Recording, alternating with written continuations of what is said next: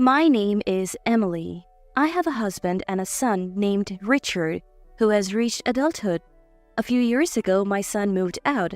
Now, my husband and I live together in a spacious house. At first, I felt lonely after my son left, but now I'm used to it. However, I'm always happy when I get a call from him saying he's coming home. On the day my son was coming home, my husband and I were excited from the morning. It was before our son told us, "I want you both to be at home because I have someone I want to introduce." Before noon, my son came home with a lovely woman. I had expected it from his words, but I never thought he would actually bring a woman home. Seeing our surprise, my son proudly introduced her. "Her name is Karen. Isn't she cute? She's my proud wife." I couldn't understand my son's words right away. After thinking for a moment, I asked again, "Richard, did you just call Karen your wife, not your girlfriend?" My son nodded in agreement. "I did.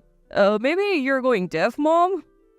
I couldn't laugh back at my son's teasing laughter. "I haven't heard about you getting married. Did you know about this?" I asked my husband and he shook his head. No, I didn't hear about it either." My husband and I asked our son what's going on. Then, for some reason, our son proudly explained, That's why I came to announce our marriage registration today. By the way, we had a grand wedding in Bali with friends." My husband and I were speechless at this unexpected explanation. Our son, oblivious to our reaction, kept talking about how wonderful the wedding in Bali was. I held my aching head and carefully asked my son, "You have already registered and had the wedding? Why weren't we invited?" Then Karen, who had been silent, spoke up. "Do we need to invite strangers?" I was shocked by her unexpected words. Karen calmly said, "Isn't it a waste of money?" I couldn't help but respond emotionally. No, we are Richard's parents." Karen seemed unconvinced and said with a dissatisfied look, "But you're strangers to me." I was confused and fell silent. My son must have finally noticed the tense atmosphere and began to explain hurriedly. Karen has no parents or siblings. It would be sad if she was the only one without family at the wedding, right? That's why I didn't invite you guys." Hearing Karen's situation, I couldn't say anything back. I thought, if that's the case, maybe it can be helped. Of course, I wasn't completely satisfied, but I told myself it was too late since the wedding was already over. After the newlyweds left, I confided in my husband. I wonder if those two will be okay. My husband seemed to share my concern but said, "It's their decision. They're already married. All we can do is watch over them," and sighed. Although I agreed with my husband's opinion, I couldn't leave it at that, so I decided to try to close the distance with Karen. I got my son's phone number and decided to get in touch. When Karen realized it was me on the phone, her voice immediately turned sour. "What do you want?" I thought I had made her uncomfortable by calling out of the blue, so I quickly explained my reason. I got some delicious treats, so I thought I'd bring them over to you next time." Then Karen said, "Oh, I don't need that. In fact, I don't even plan to give you my address." I couldn't help but ask, "What?" Karen calmly answered, "I don't want to give personal information to strangers. Please, delete my phone number." Before I could say anything else, the call was disconnected. After that, I couldn't get in touch with Karen. What I did must have been an unnecessary intrusion to Karen. Feeling down, my husband told me, "There's still time. Don't rush. Forcing closeness won't necessarily lead to good results. Just hope that she'll open her heart to us someday." I cooled my head and nodded. You're right. A month after I stopped trying to contact my son and his wife, my son suddenly got in touch. "What's going on?" I asked, and he told me Karen was pregnant. I was thrilled by the happy news. I thought it would be tough for a first-time mother without her parents, so I asked for their address to go help. But my son said, No, I can't give you the address. We don't need help, just money. Give me your bank account number so I'll transfer it." I tried to explain to my son how difficult childbirth could be, but he wouldn't listen. Moreover, he said that Karen herself was against it. In the end, I transferred only the money as my son wanted. After that, I never heard from my son again. There was not even a report of the child's birth. After a year had passed, I tried to call my son several times, but eventually, I couldn't reach him at all. My son may no longer think of us as family. Even if I want to confirm it, there is no way to get in touch. Feeling helpless one day, I met a familiar person at the local supermarket. At first, I didn't recognize him, but thanks to him calling out to me, I realized who he was. It's been a long time. Do you remember me? I'm David. Johnson's David? Hearing the name, my memory came back. He was a friend my son often brought home during high school. I didn't recognize him at first because he was still a high school student in my memory.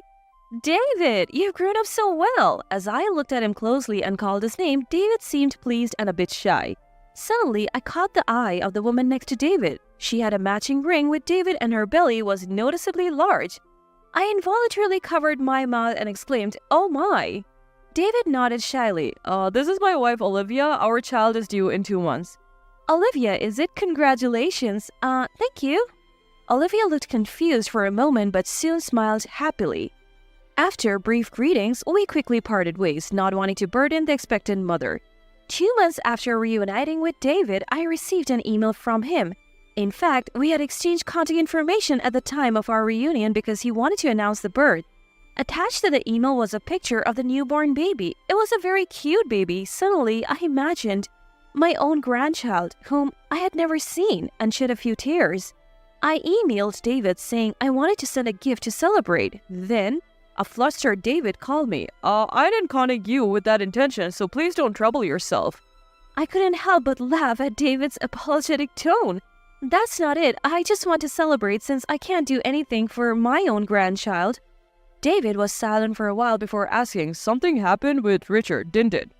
As I remained silent, David began to speak. I was hesitant to tell you this, but actually, David's story was shocking.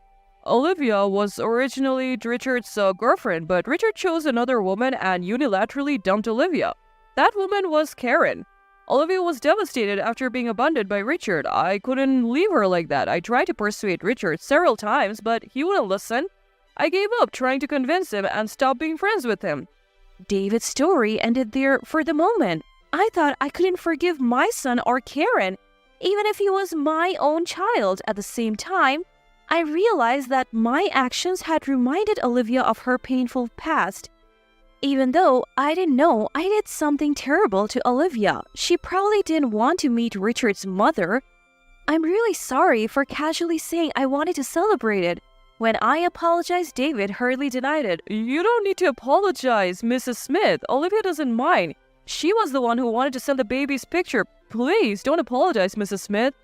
I felt even more guilty at their kindness. David hesitated and then said, I just don't want to involve Olivia with Richard and his wife ever again. I agreed wholeheartedly. I'll help as much as I can. Though there may not be much I can do, I also revealed to David my relationship with my son and his wife. David was truly appalled to learn of Richard's recent behavior. Afterward, we changed the subject and only talked about cheerful things before hanging up. I told my husband about what I had heard from David. Then I informed him that I would consider Richard and his family as strangers from now on. My husband agreed with me. At least we can take a breather. I looked around the room where most of the unpacking was done and nodded. Our new life begins here today. Originally, the house we had lived in was too large, just for the two of us. When we were considering moving, we were introduced to this newly built high-rise condominium. We were supposed to tell our son about it, but we decided against it.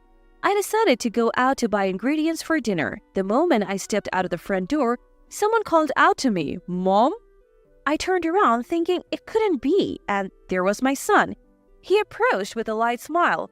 Why didn't you tell me you moved? I was surprised to find strangers at the old house. I had to search quite a bit to find you. I looked at my son with stern eyes. I didn't need to tell you. You're a stranger to me. Richard finally seemed to realize that my attitude had changed and became flustered. What are you talking about? I'm your son. I ignored Richard and started walking. Richard hurriedly walked beside me and began to talk. Mom, I'll apologize for everything up until now. I was just deceived by Karen. You must have some extra money if you're living in a new high-rise condominium like this, right? Richard was making a fuss beside me, but I ignored him and kept walking. Seeing my unchanging attitude, Richard seemed to think the situation was bad and began to speak anxiously. Karen was a habitual liar. Her claim of having no family was a lie.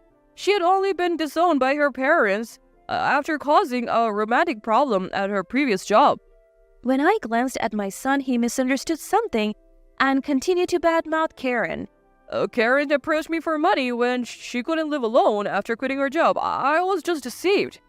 My son insisted he was the victim. So let me live in that high-rise condominium too. I stopped and looked at my son's face. He seemed happy, thinking I was finally willing to listen. But I kept my stern eyes on Richard and said, "You chose that wicked woman even though you were dating someone else. It's the result of your actions." My son was astonished at my words. I delivered the decisive words to my son. "Your only family is Karen. You two are a perfect match." Leaving my son standing there, I left the scene.